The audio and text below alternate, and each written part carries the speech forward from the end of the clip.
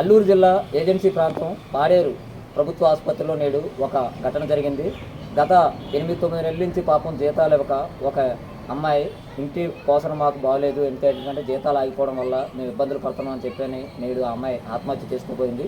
భగవంతుడు ఏదో దయ వల్ల అమ్మాయి కూడా బతికింది. మరి దానిపై ఆ ఘటనపై ఇక్కడ మనకి ఉక్కుంపేట మండలానికి చెందిన గిరిజన సంఘం అధ్యక్షులు కృష్ణారావు గారు ఉన్నారు. మరి ఇటువంటి ఘటనలు నిజంగా చాలా బాధాకరం. మరి దీనిపై ఆయన ఏమంటారు అన్నది ఆయన అడిగి తెలుసుకుందాం. కృష్ణారావు గారు, మీరు కూడా చూసే ఉంటారు, నేడు జీతాలు ఇవ్వలేదని చెప్పిన ఒక అమ్మాయి నేడు ఆత్మహత్య చేసుకోబోయింది.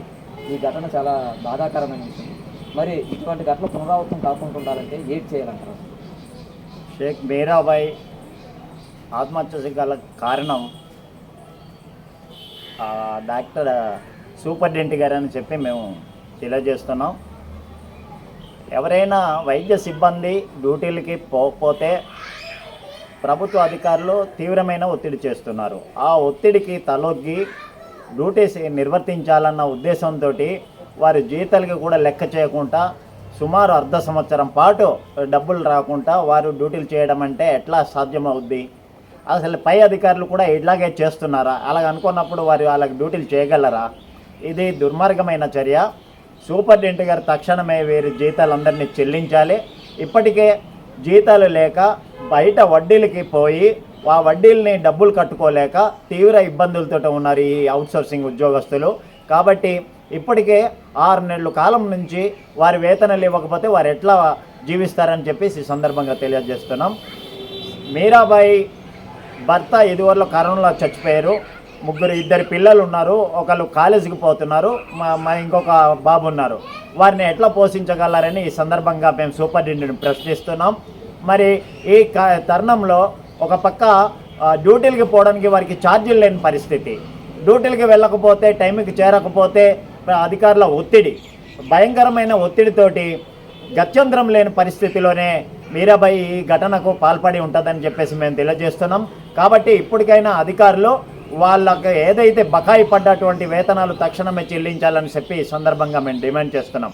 అలాగే ఏదైతే ఎల్టీ ల్యాబ్ టెక్నీషియన్ లేబర్లు చాలామంది ఉన్నారు, వారికి సంవత్సరం పాటు ఇప్పుడు దాకా సంవత్సరం దాటి సుమారు 14-13 నెలల నుంచి పైసా జీతం లేకుండా వారు ఎలా ఇక్కడ ఉద్యోగాలు చేస్తారని చెప్పేసి ఈ సందర్భంగా తెలియజేస్తున్నాం.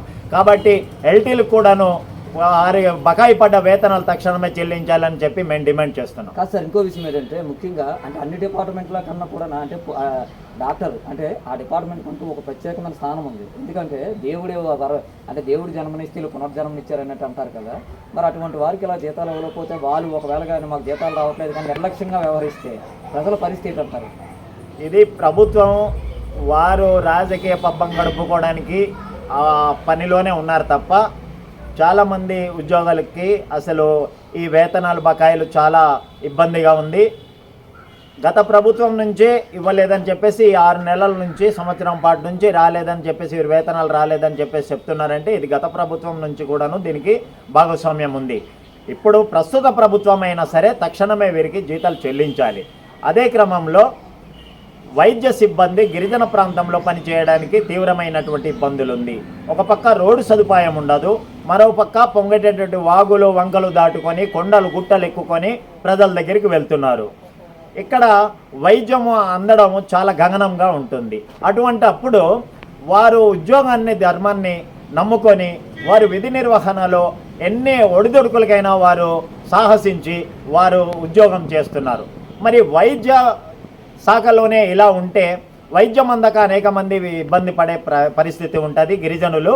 కాబట్టి గిరిజనులకి వైద్యం అందాలనుకుంటే వైద్యాధికారులకి కావలసినటువంటి అన్ని రకాలైనటువంటి సదుపాయాలతో పాటు వారి జీతాలు చెల్లించాలని చెప్పేసి మేము తెలియజేస్తున్నాం. అలాగే ఏదేమైనప్పటికీ ఇంకో విషయం ఏంటంటే ఈ మధ్యకాలంలో మనం చూస్తున్నాము గత 8-10 నెలల నుంచి కూడా కనీసము పాపము 1-2 నెలలకు ఒకసారైనా సరే పలు కథనాలు వస్తున్నాయి, మీడియా కథనాలు వస్తున్నాయి, వార్తాపత్రికలు వస్తున్నాయి. కానీ మరి అధికారులు కానీ అటు ప్రభుత్వాలు కానీ ఎందుకు పట్టించుకోవట్లేదు అనేది అర్థం కావడం లేదు. నిజంగా భగవంతుడు జన్మనిస్తే నిజంగా వైద్య వృత్తిలో ఉన్నవాళ్ళు మాత్రం మనకు పూర్వజన్మనిచ్చినట్టే. మరి అటువంటి వ్యక్తులకి నేడు జీతాలు రాకపోవడం చాలా బాధాకరమైన విషయము. నేడు ఆ అమ్మాయి కానీ మరణించుంటే దానికి సమాధానం ఎవరు చెప్తారు? అసలు గవర్నమెంట్ చెప్తారా, లేకపోతే అక్కడ పనిచేస్తున్న సూపరింటెండెంట్ ఏంటంటే అక్కడ పనిచేస్తున్న చేస్తున్నా అంటే వారు పై స్థాయి అధికారులు చెప్తారనేది కూడా నేడు అది వారికే వదిలేయాలా. ముఖ్యమైన విషయం ఏంటంటే ఇప్పటికైనా సరే గుర్తుంచుకోండి, కింద స్థాయి అధికారులు ఉంటేనే ఇక్కడ ఎవరైనా సరే అక్కడ పూర్తి స్థాయిలో గిరిజనులకు వైద్యం అందుతుంది. లేని ఎడల మన మన్యంలోనైతే మాత్రం వైద్యం పూర్తి స్థాయిలో గిరిజనులకు అయితే అందే స్థాయిలో అయితే మాత్రం మనకు రాబోయే రోజుల్లో కనబడవు. ఇప్పటికైనా సరే ఆ భగవంతుడి దయ వల్ల అమ్మాయి బ్రతికింది కాబట్టి సరిపోయింది. లేకపోతే వాళ్ళ కుటుంబ పరిస్థితిని కూడా ఒకసారి దృష్టిలో పెట్టుకొని తక్షణమే వాళ్ళకైతే జీతాలు అయితే మాత్రం మంజూరు చేయాలని చెప్పని నేడు మన్యంలో ఉన్న ప్రజలందరూ కూడా కోరుతున్నారు. అలాగే వాళ్ళకి కానీ జీతాలు అందలేని ఎడల మనం చూసాము, ఆమె ఈ ఘటన జరిగిన కాడి నుంచి నేటి వరకు కూడా చాలామంది కూడా మీడియా ముందుకు వస్తున్నారు. వాళ్ళకి తక్షణమే కానీ జీతాలు కానీ చెల్లించకపోతే వివిధ గిరిజన సంఘాలు కానీ అలాగే ఇక్కడ యువత నుంచి కూడా చాలామంది ప్రజలు కూడా దీనిపై ఈ సమస్యపై వాళ్ళకి జీతాలు చెల్లించే వరకు కూడా రాబోయే రోజు అంటే వేగవంతంగా చేయకపోతే ఉద్యమాలు పోరాటాలు చేసే సమయం కూడా మనకు కనిపిస్తుంది. తప్పనిసరిగా వాళ్ళకి జీతాలు అయితే మంజూరు చేయాలని చెప్పని పలువురు కోరుతున్నారు. అలాగే ఈ మధ్యకాలంలో మనం చూస్తున్నాము వైద్యులపై కూడా గతంలో చిన్న చిన్న ఘటనలు కూడా జరుగుతున్న ఘటనలు చిన్న చిన్న ఘటనలు అనే కాదు, మొన్న కూడా చూడండి ఒక వైద్య విద్యార్థినిపై కూడా అలా జరగడం అది నిజంగా చాలా బాధాకరమైన విషయము.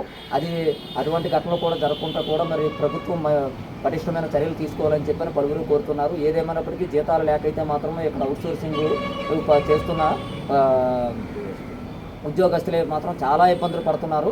వారు ఇంకో విషయం ఏంటంటే ముఖ్యమైన విషయం అంటే ఇతర అంటే మైదాన ప్రాంతాల నుంచి కూడా వచ్చి ఇక్కడికి ఉద్యోగాలు చేస్తున్నారు కొంతమంది. వారు ఇక్కడ మనం చూస్తున్నాము జిల్లా ఏర్పడిన తర్వాత పాడేరులో కనీసము రెంట కట్టుకోవాలంటే సగానికి సగం జీతం వాళ్ళు చెల్లించాల్సి ఉంటుంది.